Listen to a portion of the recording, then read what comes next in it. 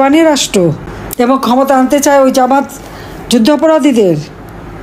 আমার মনে হয় যেভাবে আমাদের সেনাপ্রধান মোটে নড়েন না চড়েন না, প্রায় 29 জন সেনা অফিসার, সেই লেফটেন্যান্ট জেনারেল থেকে শুরু করে সার্ভিং অফিসার পর্যন্ত, তাদের বিরুদ্ধে আইসিটি, যেখানে আমরা স্বাধীনতা বিরোধীদের বিচার করেছি, সেই কোর্ট বসিয়ে, যদিও এটাকে সংশোধন করতে করতে ওই কোর্ট আর নাই কোর্ট, ওটা এখন ইউনুস মার্কা কোর্ট হয়ে গেছে, জামাতি কোর্ট, যুদ্ধাপরাধীদের কোর্ট, সেখানেই বিচার হচ্ছে, সেখানে তাদের বিচার করবে। যারা আমার স্বাধীনতা সার্বভৌমত্ব রক্ষা করবে তাদের বিচার সেই কোর্টে কীভাবে হবে যেখানে আমরা স্বাধীনতা বিরোধীদের বিচার করেছি।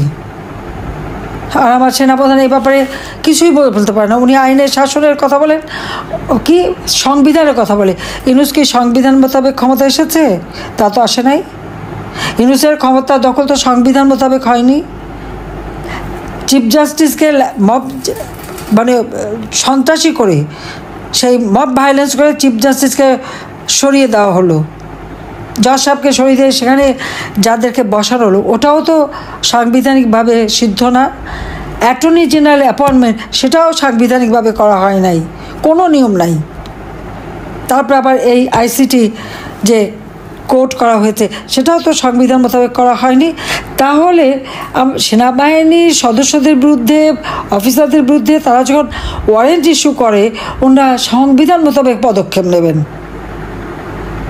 এখানে সংবিধানটা কোথায়?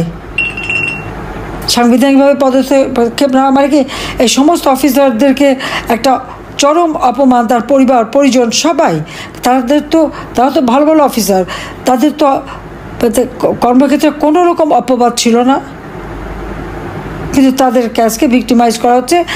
প্রথমে আওয়ামী লীগ, সংখ্যালঘু সম্প্রদায়, পুলিশ হত্যা, পুলিশ ধ্বংস করে এখন সেনাবাহিনী ধ্বংস করার কাজে লেগে গেছে। কেন? বাংলাদেশের স্বাধীনতা সার্বভৌমত্ব, বাংলাদেশের আর্থসামাজিক উন্নতি সব কিছু তিল তিল করে ধ্বংস করে দিচ্ছে। আওয়ামী লীগের অগণিত নেতাকর্মী যারা যুদ্ধ করে দেশ স্বাধীন করেছে, তাদের পরিবারের উপর অত্যাচার, মুক্তিযোদ্ধা তাদের উপর অত্যাচার। আমাদের কথা বাদই দিলাম, আমাদের তো বারবার আঘাত আসেই। আবার আল্লাহ কেমন করে যেন বাঁচিয়ে দেয়। সেই 21 আগস্ট গ্রেনেড হামলা, কোটরিপাড়া বোমা, চট্টগ্রামের সরাসরি গুলি, ঈশ্বরদীপ, পাবনা, সাতক্ষীরা, পৃথিবীর বাংলাদেশের যেখানে গেছি সেখানেই তো মৃত্যুর মুখোমুখি হতে হয়েছে। কী জানি আল্লাহ বারবারই বাঁচিয়ে দিয়েছেন। বাঁচিয়েছেন যখন, নিশ্চয়ই আল্লাহর একটা ইচ্ছা আছে। এই দেশটাকে আবার ধ্বংসের হাত থেকে আমাদের মুক্ত করতে হবে, জনগণের ভাগ্য পরিবর্তন করতে হবে। মিথ্যা মামলা দিয়ে আওয়ামী লীগের অগণিত নেতাকর্মীকে হয়রানি করা হচ্ছে, গ্রেপ্তার করা, কারাগারের চরম নির্যাতন, আমাদের সমস্ত নারী কর্মীদের। কাউকে সিলেটে এক গ্রুপ পাঠিয়ে দিয়েছে, রাজশাহীতে পাঠিয়ে দিয়েছে, সাধারণ কয়েদি দিয়ে তাদের উপরে পাশবিকতা, নানা রকম অত্যাচার করা হচ্ছে। হাত করা মুক্তিযোদ্ধা, তাদেরকে হাত করা বাধা দিয়ে নিয়ে আসা হয়। সাবেক প্রধান বিচারপতি, তার হাতে হাত করা। এটা যারা বাধা দিচ্ছেন না, তাদের ভবিষ্যৎটা একটু চিন্তা করেন। আর আজকে যে সেনা কর্মকর্তাদের বিরুদ্ধে ওয়ারেন্ট ইস্যু হলো, তাদের নাম তালিকা আসলো, এই তালিকা বাড়তে বাড়তে বাড়তে বাড়তে, আর এই তালিকা হাঁটতে হাঁটতে হাঁটতে হাঁটতে ওয়াকার পর্যন্ত যে পৌঁছাবে না, এর কি কোনো গ্যারান্টি আছে?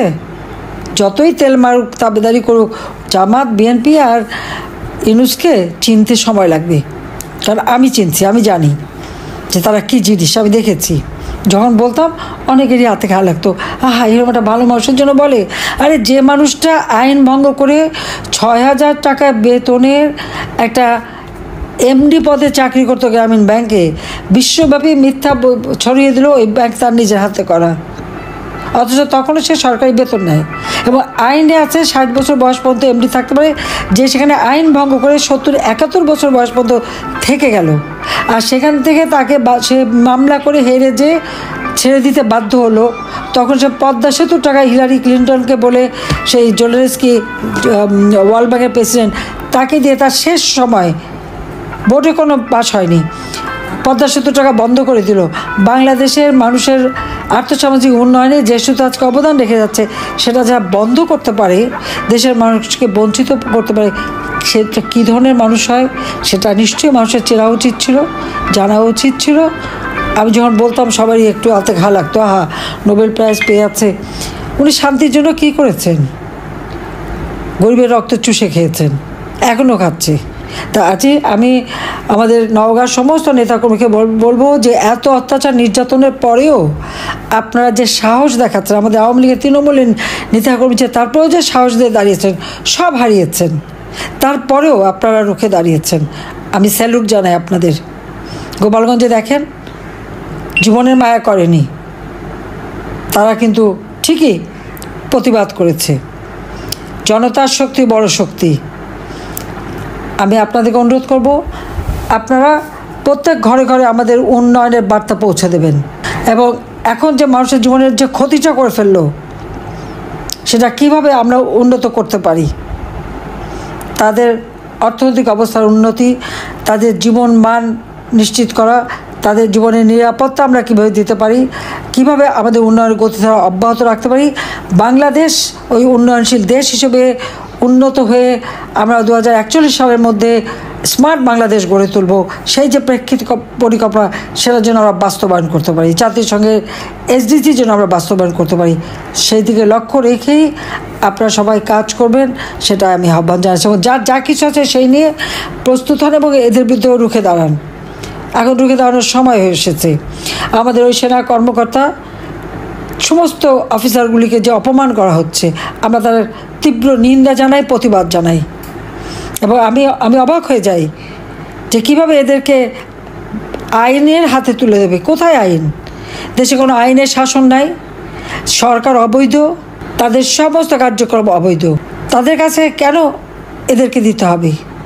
যে জাতিসংঘ শান্তিরক্ষা মিশনে বাংলাদেশে 1 নম্বরে ছিল, আজ 3 নম্বরে পৌঁছে গেছে। কি উন্নতি করেছে ইউনূস! কাজে এর হাত থেকে আমার দেশ ও জাতিকে রক্ষা করার জন্য সকলকে ঐক্যবদ্ধ হতে হবে এবং ঐক্যবদ্ধ হয়েই সবাইকে এগিয়ে যেতে হবে। সবাই ভালো থাকেন, সুস্থ থাকেন, এই দোয়া করি। আল্লাহ যখন বাঁচিয়ে দিয়েছে, আপনাদের সাথে কথা বলার সুযোগ পেয়েছি। কারাগারে বন্দি থাকলে তো কথা বলতে পারতাম না। আর সেদিন তো ছিল 5 আগস্ট, পরিকল্পনাই ছিল আমাকে আর রেহানাকে হত্যা করবে। এটা হত্যা মানে খালি যে গুলি করে হত্যা করবে না, চরম বেজ্জতি করে আমাদের হত্যা করবে। জনগণের মুখে খাবার তুলে দেওয়া, জনগণের ভাগ্য পরিবর্তন করা, দেশের মানুষের জীবনমান উন্নত করা, প্রত্যেক ঘরে বাতি জ্বালানো, এটাই কি বড় অপরাধ ছিল আমার? নিজের জন্য তো কিছু চাইনি, নিজের ছেলেমেয়েদেরকেও তো কিছু দেইনি, নিজের বোনটা, একমাত্র বোন, তাকেও না। ওই বাসে ঝুলে ঝুলেই তার অফিস করে খেতে হয়েছে। আমি করছি বাংলাদেশের মানুষের জন্য, কারণ বাংলাদেশের মানুষকে আমি আমার পরিবার হিসেবে নিয়েছি।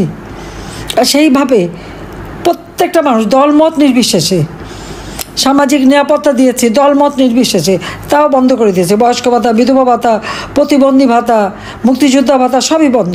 বিনা পয়সা খাবার দিতাম গরিব মানুষকে, সেটাও বন্ধ করেছে। আজকে ডাস্টবিনে, ময়লার ভাগাড়ে মানুষের লাশ পড়ে আছে, হাড্ডিসার, কঙ্কালসার, কতদিন যেন খাবার পায়নি। কই আওয়ামী লীগ ক্ষমতায় থাকতে তো এই অবস্থা ছিল না। বাংলাদেশের মানুষের ভাগ্য পরিবর্তন করতে, বাংলাদেশের উন্নতি নিশ্চিত করতে একমাত্র আওয়ামী লীগই পারে। কারণ আওয়ামী লীগ এই দেশ স্বাধীন করেছে। আমরা বঙ্গবন্ধুর আদর্শ নিয়ে পথ চলি, তার চেতনা নিয়ে পথ চলি। জনগণের প্রতি আমাদের দায়বদ্ধতা আছে, কিন্তু উড়ে এসে জুড়ে যারা ক্ষমতা বসে তাদের কোনো দায়বদ্ধতা নাই।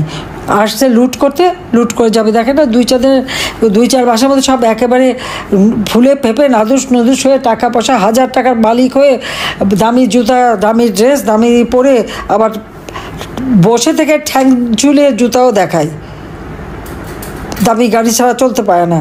তো আমরা তো তা করিনি, সাধারণ মানুষের সাথে থেকেছি।